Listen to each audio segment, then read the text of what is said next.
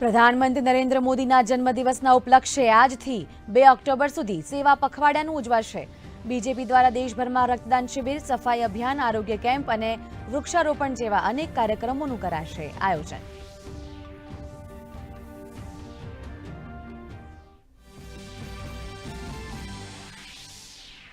પ્રધાનમંત્રી નરેન્દ્ર મોદી આજે ઓડિશાની મહિલાઓને આપશે ભેટ। રાજ્ય સરકારની સુભદ્રા યોજનાનો કરાવશે પ્રારંભ। 3800 કરોડ રૂપિયાની અન્ય વિકાસ પરિયોજનાઓનું કરશે ભૂમિપૂજન।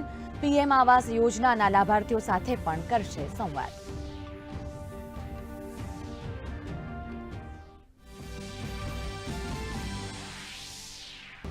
ડોક્ટરો સાથે વાતચીત બાદ પશ્ચિમ બંગાળના મુખ્યમંત્રી મમતા બેનર્જીએ ડોક્ટરોની માંગણી સ્વીકારી। કોલકાતા પોલીસ કમિશનર સહિત 3 આરોગ્ય અધિકારીઓને પદેથી હટાવવા થયા સહેમત। જો કે ડોક્ટરોનો કામે પરત ફરવાનો ઇનકાર। કહ્યું આજે સુપ્રીમ કોર્ટની સુનાવણી બાદ લેશે નિર્ણય। દિલ્હીના મુખ્યમંત્રી અરવિંદ કેજરીવાલ આજે સીએમ પદેથી આપશે રાજીનામું। નવા સીએમની ચૂંટણી માટે આમ આદમી પાર્ટીના ધારાસભ્યોની બોલાવાઈ બેઠક। બેઠકમાં નવા મુખ્યમંત્રીના નામ પર લાગશે મહોર।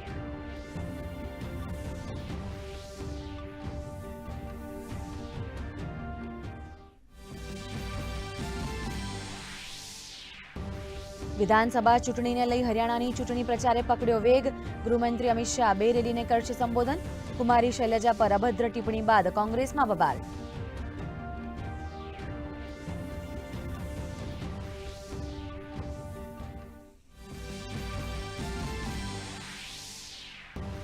દસ દિવસ ચાલનારા ગણેશ મહોત્સવનું આજે સમાપન। આજે અનંત ચતુર્દશીએ ધૂમધામથી બાપ્પાને અપાશે વિદાય। મુંબઈમાં ચુસ્ત બંદોબસ્ત ગોઠવાયો।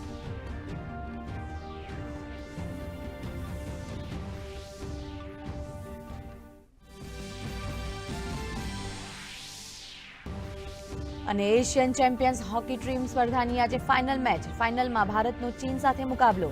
જીત મેળવવાની આશા સાથે બંને ટીમો ઉતરશે મેદાને।